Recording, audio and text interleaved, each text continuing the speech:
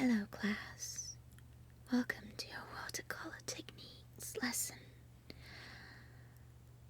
As you might remember, hopefully, last week we looked at sketching and some of these sketching techniques you can employ while drawing,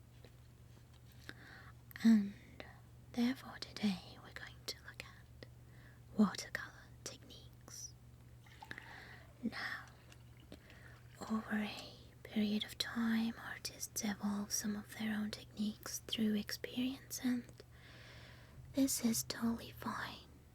But there are some basic ones that you will need to practice and become familiar with before you find your own developing. Now, watercolor is a very direct medium. Sometimes, the quicker you work with confidence, the better the result will be. So, please practice the techniques that I will show you in this class and enjoy your watercolor sketching, okay? Remember, time is not the most important aspect of practicing. Work at your own speed to gain experience with these techniques, and the speed will indeed follow shortly. Okay, so have you all got your books? Yeah? Okay, good. Open page 60.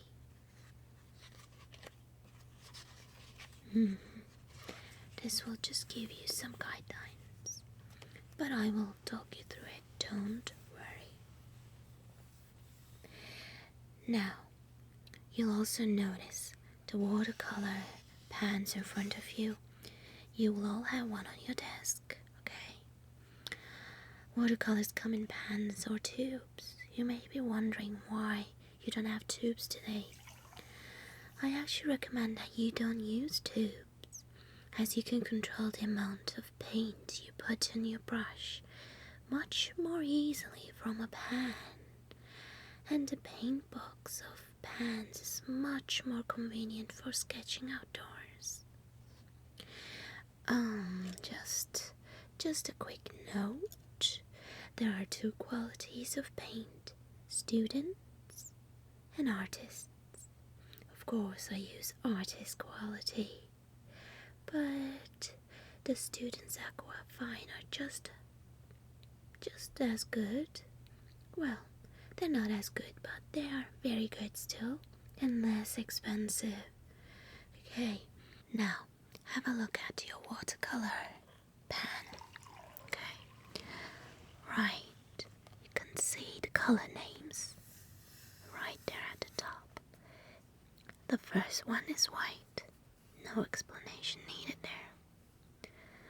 The next one is ivory. Next one, lemon yellow. Next one is yellow daisy. And the next one, leaf green. The next one, evergreen. The next one, ultramarine. The next one, Prussian blue.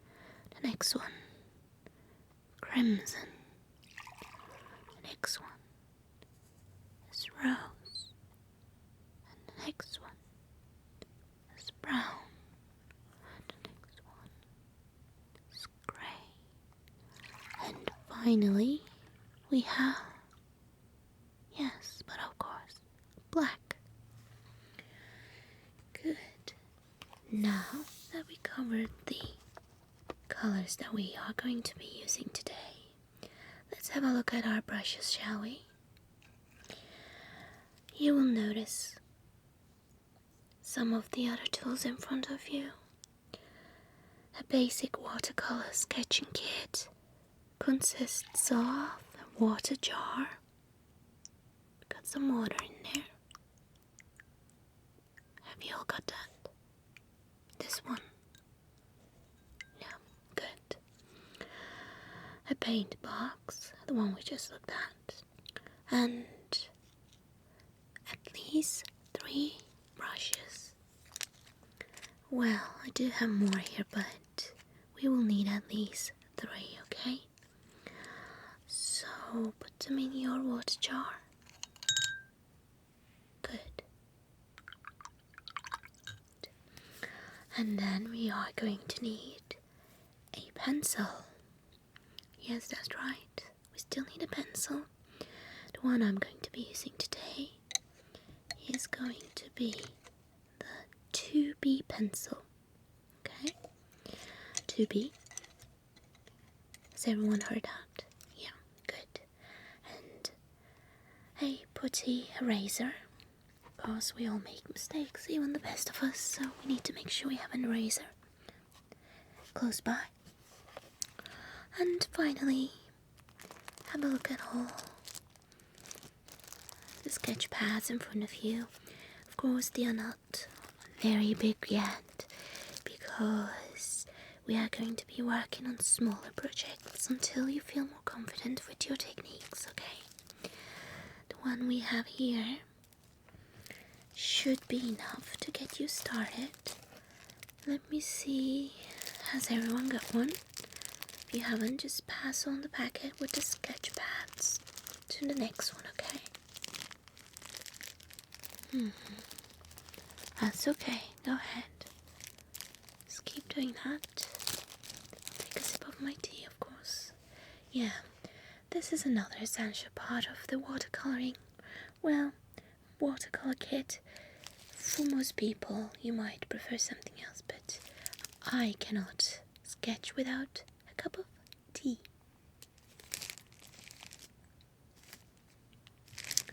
It's perfect.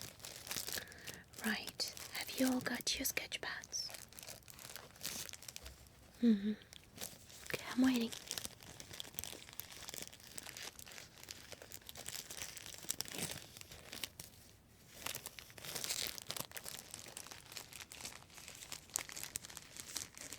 Okay, let's see.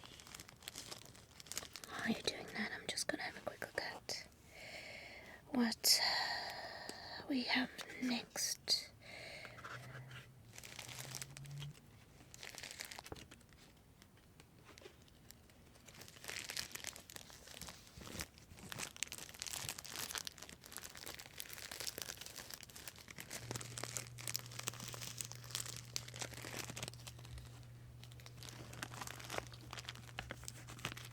Okay. Alright, great. Just want to tell you a little bit about the brushes that we're going to be using today. Okay. The best watercolor brushes are manufactured from sable hair, but if you're against using animal product, I would recommend an alternative, which we're going to be using today actually. They are excellent synthetic brushes, like these ones. They cost much less than sable, and they're used by many professional artists actually.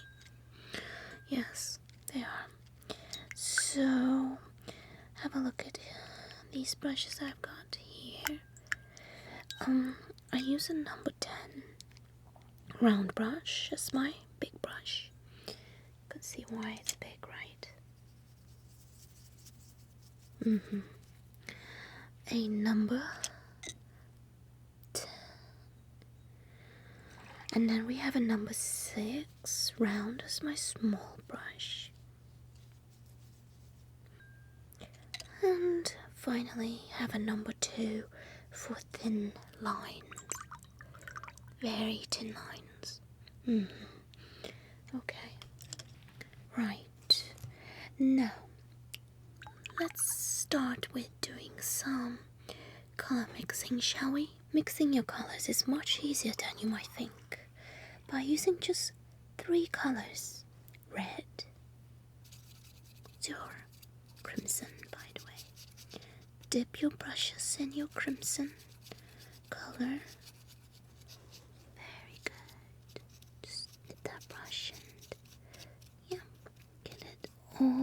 in. Very good. Try it on your sketch pad now. You see how red that is? Yes. So we're going to be mixing that red with,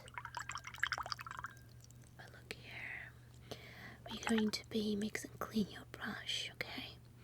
Now next one, we're gonna dip in the lemon yellow, okay? Dip that brush in, let it soak in that lemon yellow. Very good. Now,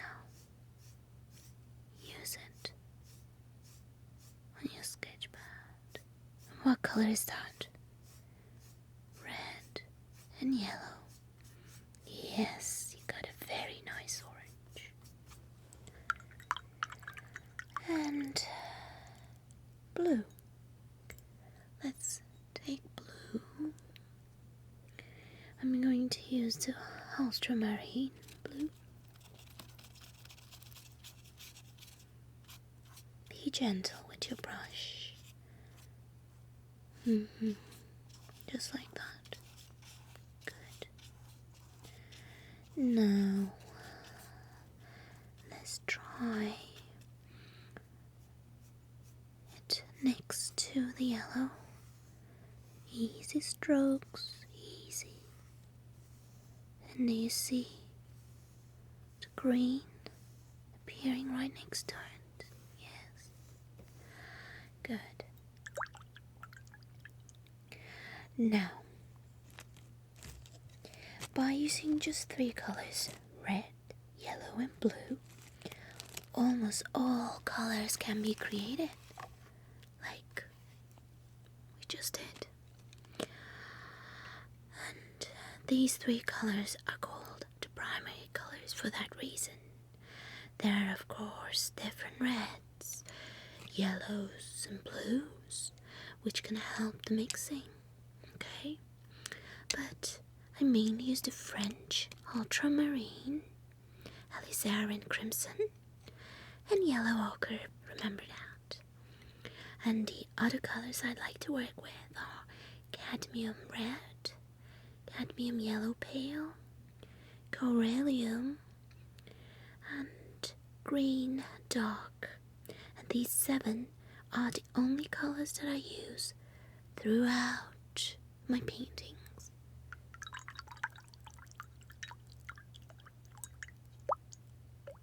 Clean your brush after every time. You don't want them getting mixed with colors that you don't need or you don't want to use. Very good. Very good. Now you might be asking yourself, how do you achieve the right mix? Well, in the color chart as shown in your books, page 62, the 3 primary colors are just in the middle, okay? And if you mix red and yellow, as we've just done, you make orange. And as you add more water to the mix, the colors will become paler. Okay, let's try that again.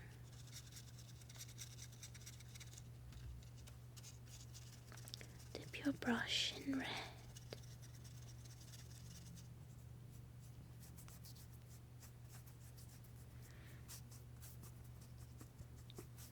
You see that? Let's add more water. It's gonna become a lot paler. You see, almost a pink. Yes. Of course, I don't have to tell you this applies to all the colors you mix. So if you mix more red than yellow, your orange will be a reddish orange. And if there is a greater proportion of yellow, you will create a yellowy orange. Okay.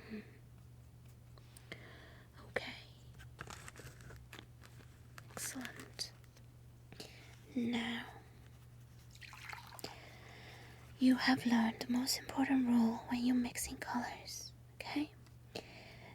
It is to put the predominant color that you are trying to create into the palette first with water. For example, if you wanted a yellowy green, you would put yellow into the mix first. Take a lot of yellow.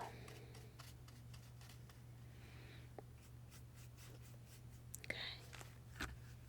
Very good. And now mix that small amounts of blue. Okay.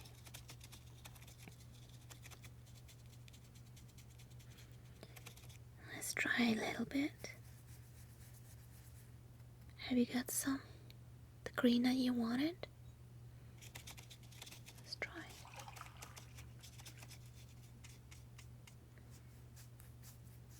What does it look like? Oh, that's a very bright green. It's exactly what we're looking for.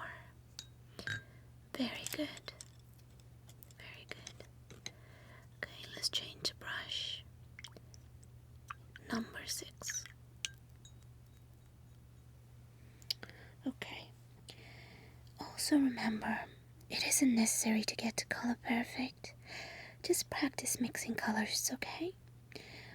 Just find a color on a cushion, an armchair, piece of wallpaper, and so forth. Use any paper, and even a copier paper if you don't want to waste sketching pads. Just use paper and then try them out. You're not painting a masterpiece, you're mixing colors and practicing for a masterpiece. Okay. Here's a quick tip. Use plenty of water when mixing your pigments to keep your colors transparent. Too little water can make them look muddy. Like, that's what happened there, hasn't it? Yes. So, try to avoid that in the future.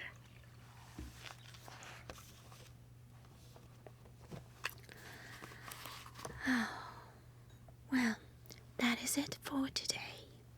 Next time we're going to look at watercolor washes and continue with your color mixing techniques. As your homework, I want you all to be able to mix to get the perfect or near perfect color that you're looking for. And we will put that to use next week with the watercolor washes techniques. The term wash simply means an area of paint applied to a watercolor painting. So we are going to start painting our first scenery. Exciting. Alright. Always keep your tools in very clean and pristine condition. Make sure to clean all your brushes after use. I know we didn't get to use our pencil today, but there will be some opportunities next week when we start our scenery sketching and watercolors. Okay, just make sure they're all clean before you dry them out. Okay, let me see. That's alright. You might need to change the water jar now and then. You don't want to keep dipping your brushes into dirty water. Defeats the purpose of cleaning them, doesn't it? Alright, well, thank you again, and I shall see you next week. Till then, bye-bye.